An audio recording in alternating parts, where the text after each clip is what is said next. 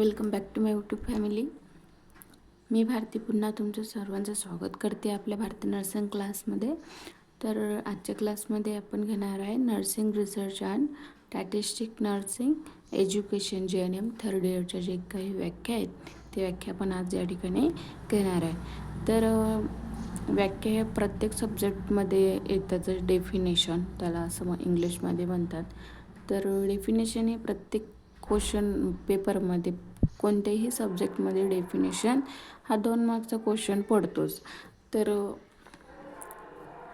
आज घेणार आहे आपण definition research education research and nursing education.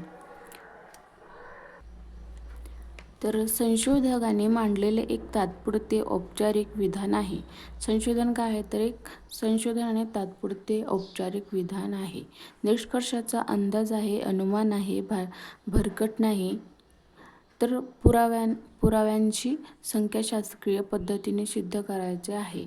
तर एक संशोधन काय आहे तर एक मांडलेले एक तात्पुरते औपचारिक विधान आहे. ती निष्कर्षाचा अंदाज आहे आणि त्याच्यातूनच अनुमान लावता येते, भटकत नाही. व पुराव्यांची जे संख्याशास्त्रीय पद्धतीने सिद्ध करण्याचे एक संशोधन, त्यालाच काय म्हणतात संशोधन असे म्हणतात. तर संशोधन दुसरी संशोधन आराखडा.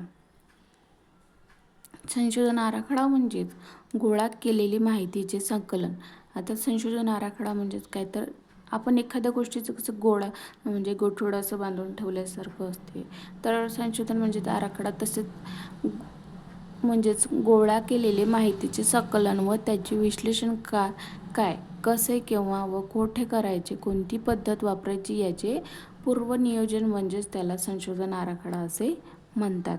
तिसरी डेफिनेशन म्हणजेच नमुना निवड प्रक्रिया. तर नमुना निवड प्रक्रिया काय तर एका पूर्वनिर्धारित योजनेनुसार एका समूहामधून एक निश्चित प्रतिनिधी निवडणे. आता नमुना निवड प्रक्रिया म्हणजेच काय, एका विशिष्ट प्रक्रियेतून एकच प्रतिनिधी निश्चित करून त्याच्यामधून तो निवडणे, त्यालाच नमुना प्रक्रिया असे म्हणतात. त्याच्यानंतर आहे पायलट स्टडी.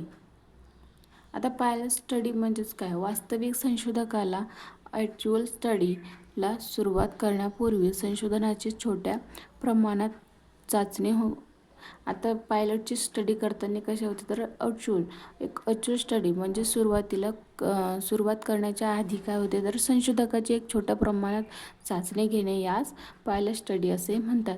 कोणतीही प्रक्रिया जर प्रथम आपण एखादा जर साधा क्वेश्चन केला तर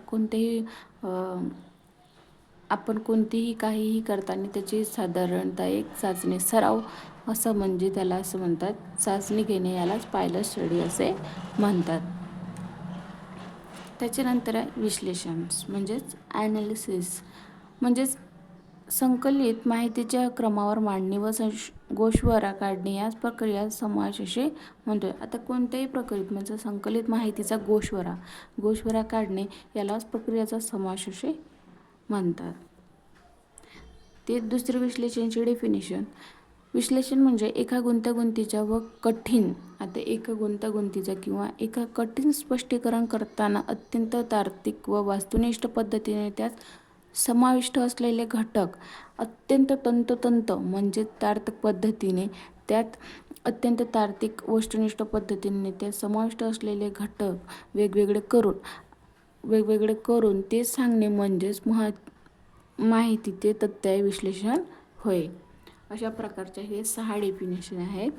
तर प्रत्येक डेफिनेशन हे महत्त्वाचे आहेत, कोणतेही याच्यामधले पेपरमध्ये येऊ शकते. त्याच्यानंतर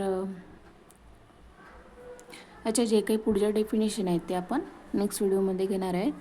तसेच व्हिडिओ कसा वाटला कमेंट करा आणि व्हिडिओला भरपूर लाईक करा. चॅनलला सबस्क्राईब करायला विसरू नका.